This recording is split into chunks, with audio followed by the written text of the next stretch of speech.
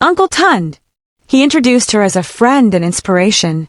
She spoke briefly, encouraging them to dream beyond their limits. Afterward, one girl pulled at her sleeve. Auntie, are you really a CEO? Yes, Amara said gently. The girl's eyes widened. I want to be like you. That single sentence pierced her heart more than any boardroom applause ever had. Later, as she and Tund sat under a tree behind the school, she whispered, You were right. This place, it's alive. He smiled. So are you. That night, they sat on the small balcony of Tund's apartment. It overlooked a row of flickering streetlights and rusty rooftops, but it felt peaceful, removed from the world Amara usually knew. She wore one of his oversized t-shirts, feet bare, a cup of hot cocoa in hand. No jewelry, no cameras, no guards, just Amara, stripped of her layers. Tund leaned back, his voice low. I used to feel ashamed of my life. The small salary, the tiny apartment. Especially when I meet people like you. She turned to look at him. And now, I realize it's not shame I should carry, but purpose. I may not have much, but I have something to give. Amara nodded slowly. You've given me peace, Tund. I didn't even know I needed it. He glanced at her. You're not afraid of this us? I am, she admitted. Every part of me says to run. But something in me wants to stay. He reached for her hand. Then stay. As you are. Not as a CEO, but as Amara. They sat in silence, watching a group of children chase a deflated football down the street. She whispered, For the first time in years, I feel like someone sees me, not my brand. And he replied softly, I see you. Clearly. The next morning, Amara walked into her office and was met with a headline splashed across her assistant Chioma's laptop screen. CEO Amara Nwachukwu spotted an Ajigunal with mystery man, new romance or scandal. She froze. A blurry photo of her and Tund walking near the school was already trending. Her heart sank. Chioma looked up wide-eyed. Ma, should we call your PR team? Amara didn't respond. Her phone buzzed with messages, board members, media houses, even her mother. She stepped into her office, shut the door, and slumped into her chair. She had tried to keep her private life away from the spotlight, but now it was leaking through the cracks. Ngozi called. Are you okay? I don't know, Amara said quietly. What if this ruins him? His job, his life. Later that day, she met Tund at his school, worried. Have you seen it? She asked. He nodded, calm. I have. I'm so sorry, Tund. I should have protected you better. He shook his head. You don't have to protect me, Amara. I chose to walk with you, remember? Even through fire. She blinked back tears. You're not angry. I'm only angry at how this world judges worth by wealth. But I won't run. She took his hand, grateful. It was the first time in her life someone chose her, even when it cost them everything. Back at Amaratech, the tension was thick. The board had summoned an emergency meeting. Her photos with Tund were now everywhere, with gossip blogs speculating that she was dating beneath her class. Investors were beginning to whisper. Amara walked into the conference room, her chin high, dressed in a sharp black suit, flanked by Chioma. Mr. Okon, one of the senior board members, cleared his throat. Amara, we've always supported your leadership, but this situation is distracting. Your personal choices are bleeding into the company's image, another added. You need to control the narrative. Amara leaned forward, calm but firm. I built this company from the ground up. If the world is shaken by a woman CEO who dares to love a man with no title, then perhaps the world needs shaking. There was a pause. I won't apologize for finding peace in a man who values my heart, not my bank account, she continued. If that threatens our investors, then maybe we need better investors. The room went silent. After the meeting, Chioma caught up with her. Ma, that was bold. Amara smiled.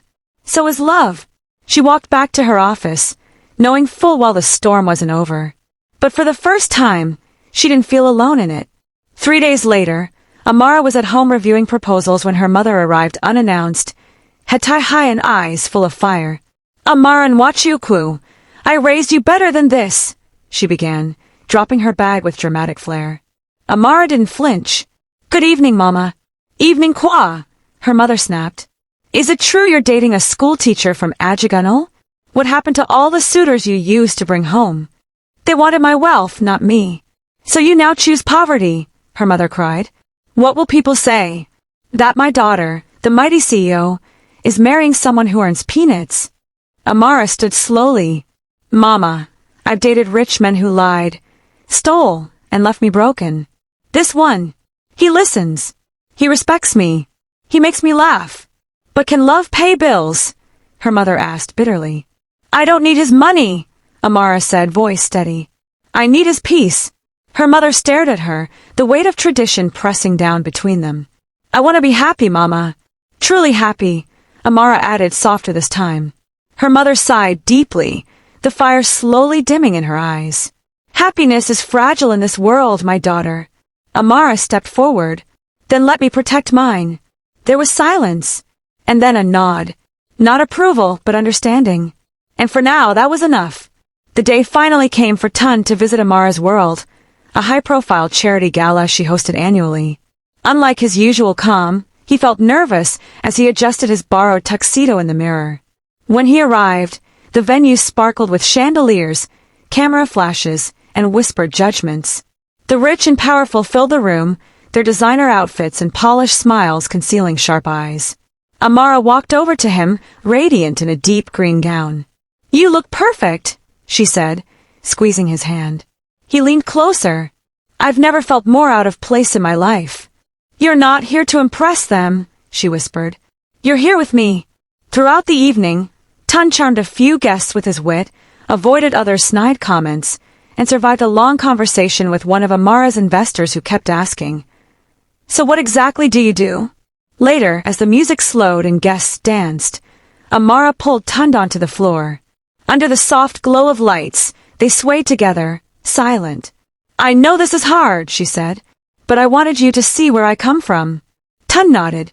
I may not fit in here, but I'll always stand beside you. As the song ended, a few people clapped politely.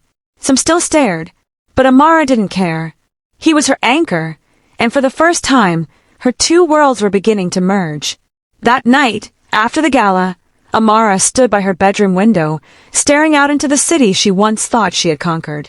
Tun had fallen asleep on the couch, exhausted from the evening's pressure.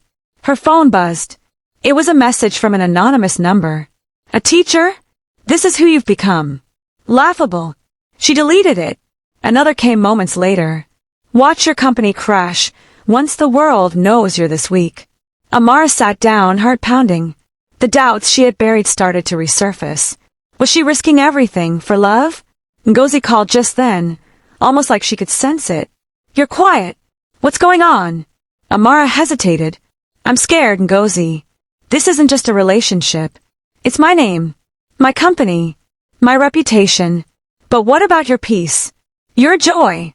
Ngozi asked. You've built walls for so long, Ami. Maybe now it's time to build a bridge. Later, Amara lay beside Tund, watching him sleep peacefully.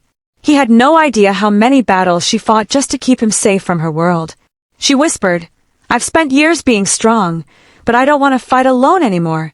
In that moment, she realized, love wasn't just about butterflies, it was about bravery. The next morning brought a storm Amara didn't see coming. One of her top investors pulled out of a major deal, citing personal concerns about recent public image. Another investor sent a cold email suggesting she focus on leadership, not romance. It was like her private life had become a boardroom liability. Her executive assistant, Chioma, walked in hesitantly. Ma, there's also a blogger claiming Tund has a hidden agenda. They're twisting his background. Amara clenched her fists. They're dragging an honest man for loving me? Chioma nodded. Do we respond? No, Amara said sharply. Then softer. Not yet. That evening, she met Tund at his small flat. His smile faded as he saw her face. They're going after you now, she said, her voice low. It's getting uglier. Tund sat down. Maybe I should walk away. Maybe I'm costing you too much.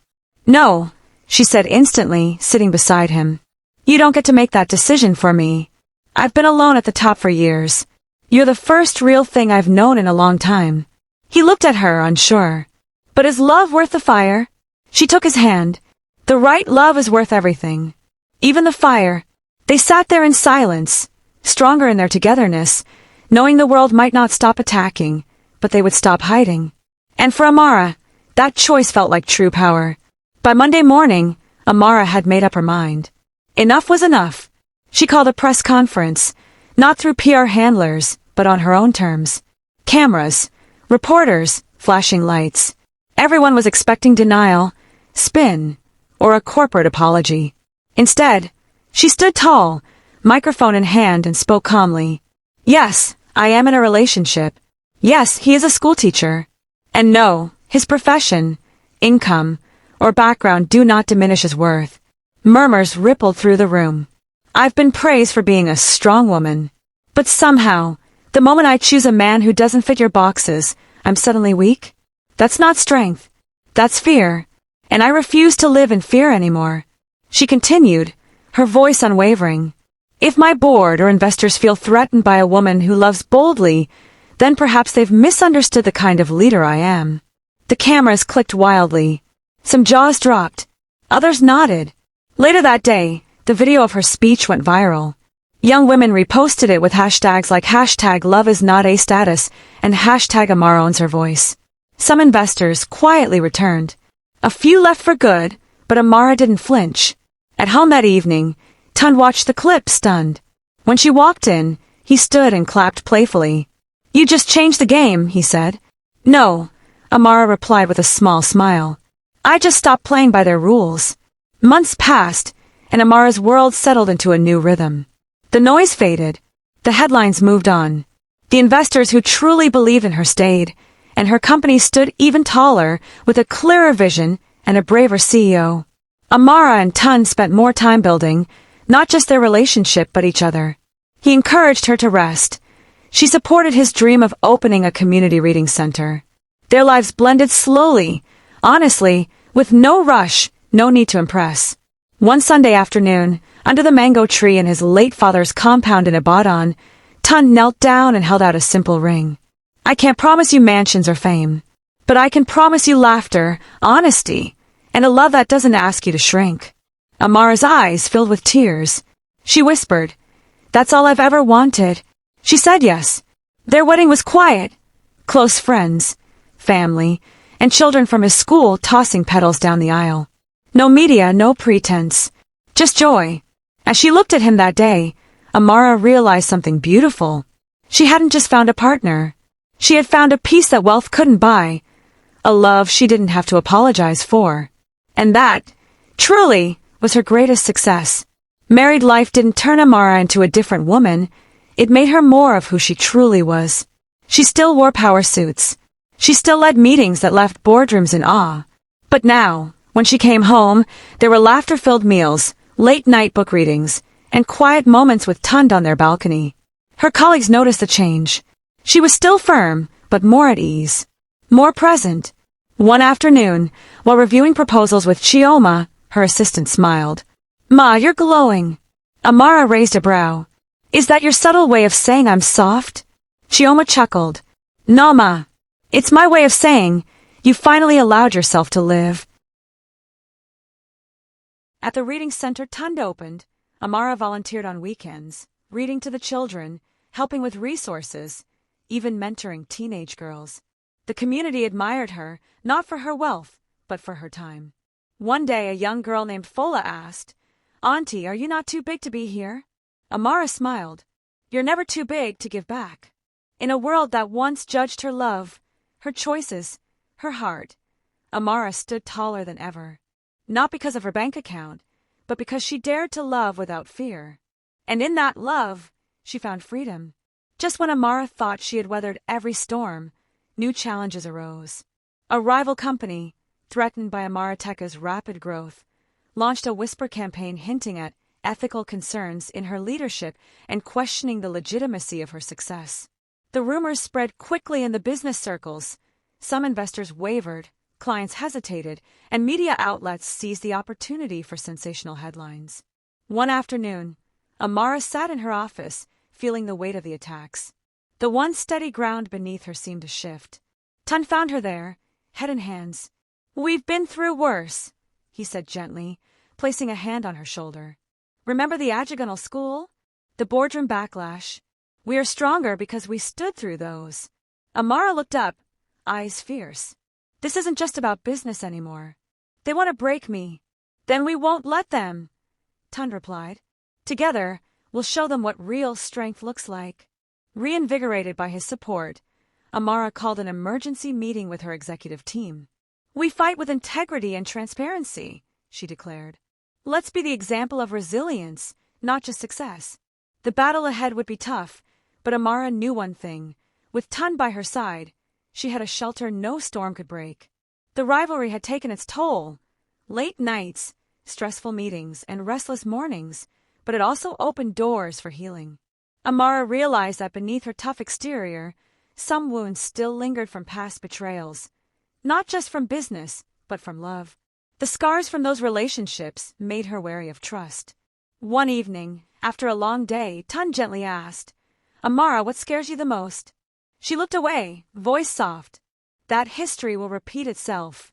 That the next heartbreak will break me beyond repair. He took her hand, eyes steady. I'm not your past. I'm here for your future. Slowly, she began to open up, sharing stories she'd buried, fears she'd hidden. Tund listened without judgment, with patience. It wasn't magic, it was work. Trust built one conversation at a time. In those quiet moments, Amara discovered a new kind of strength, not the one built on power or wealth, but on vulnerability and hope. Together, they were healing, not just as lovers, but as partners in life. Spring had come to Lagos, and with it, a fresh sense of hope. Amara stood in the sunlight streaming through her office window, looking at a photo on her desk. Tund holding hands with the children at his reading center. A smile spread across her face. She had launched a new corporate social responsibility program, partnering with schools and underserved communities to provide scholarships and mentorship. This was her way of bridging the gap between her world and Tund's, giving back on a larger scale. At the launch event, Amara spoke passionately. Success isn't just about numbers or profits. It's about lifting others as we climb. Tund stood by her side, proud and unwavering. Later that evening, as they walked home hand in hand, Amara felt lighter than she had in years. Her journey, from guarded CEO to a woman who dared to love and lead with heart, was far from over.